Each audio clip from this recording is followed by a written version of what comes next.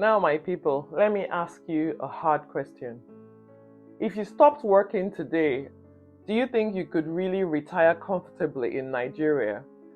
That's without fear, without stress, and without constantly sending money to fix things in your home.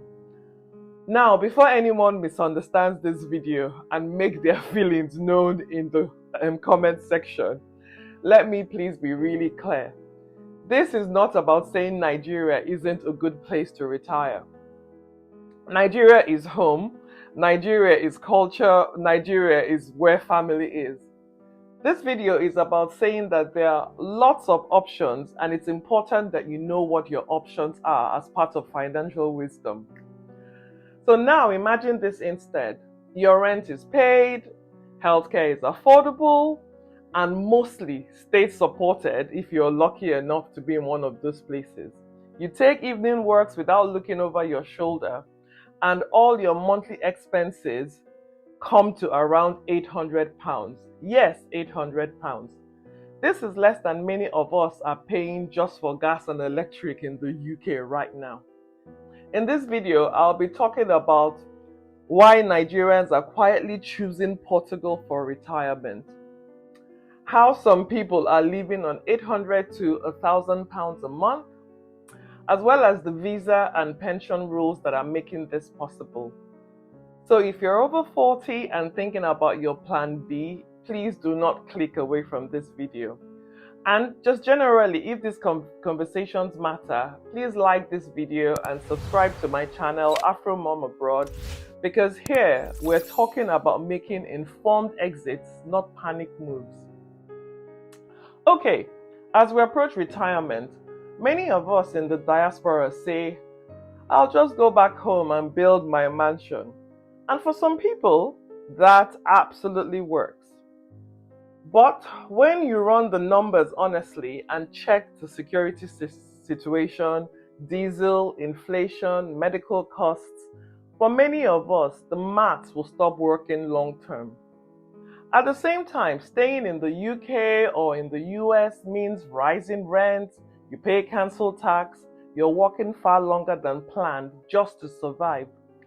Often, most of us feel trapped between stress in Nigeria or exhaustion abroad. This video is about highlighting a third option, a quieter one. We're talking about Portugal. Now, let's focus on facts, my people. According to the Portuguese immigration data and international reporting, there are approximately 3,000 Nigerians currently living in Portugal. Now, here's what's important. Official statistics do not break this number down by retirees, but the community includes workers, it includes families, students, and as well as a growing number of older Nigerians who are choosing Portugal for lifestyle and retirement. So when I say Nigerians are doing this quietly, I do mean quietly. No noise, no flexing, just people planning wisely. So how are people going there, you ask? Portugal offers the D7 visa, often called the passive income visa. And my people, you do not need to be rich to apply for this visa. If you can show either pension income, rental income, or any other stable passive income, roughly around Portugal's minimum wage level, you can legally live in Portugal.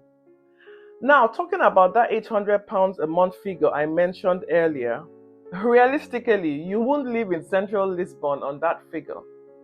But in smaller coastal towns and areas, getting a modest apartment, home cooking, and living like a local, yes, £800 to £1,000 a month is definitely achievable for many retirees.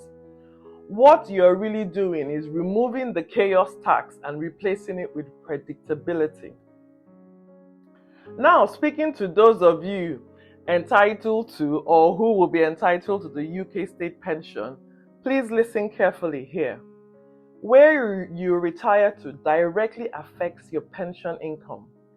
If you retire in Portugal, your UK state pension will continue to increase every year in line usually with inflation, just like you still lived in the UK. But if you retire in Nigeria, your UK state pension is frozen at the rate you first received it. There will be no annual increases, no inflation protection, and over a 20 or 30-year retirement, that can mean tens of thousands of pounds just lost. Again, let me please stress that this is not about saying retirement in Nigeria is wrong. It is about understanding the rules before you make what is a life-changing decision. Okay, let's compare lifestyles. In Nigeria, even with all your money, your mind is rarely at rest. There's always a problem to sort, a relative to help, security issues to be really conscious of. If you are still in the UK, you're thinking about the cold and the pressure to keep up with the endless bills that come through the door. In Portugal, life slows down. It has a wonderful mild climate, it has walkable towns, and it has accessible healthcare. There's less fears around security and less rushing. You are not surviving anymore, you are actually living. Yes, I know, Portugal is by no means perfect for everyone. Firstly, you'll definitely need to learn a bit of basic Portuguese. Paperwork can actually be slow, and you will miss the Niger food and just the energy. Portugal is for people who value peace, safety, and predictability over status. I want to end by saying this isn't about abandoning Nigeria. It is just about having options and knowing them. You can love Nigeria like I do and still choose a base that protects your health, your safety, and your income. So many Nigerians I know are doing this quietly and they are planning well, and it's their choice to do that. So if you're over 40, please stop guessing and do your own comparisons and numbers dependent on your own situation. And also do tell me in the comments, where would you retire if peace and money both mattered? Please, my people, don't forget to like this video and subscribe to the Afro Mom Abroad channel and turn on the notification button, because I will be doing a video where I will definitely break down the exact documents you need for the D7 visa I talked about for Portugal. Thanks for watching, and I'll see you in the next video.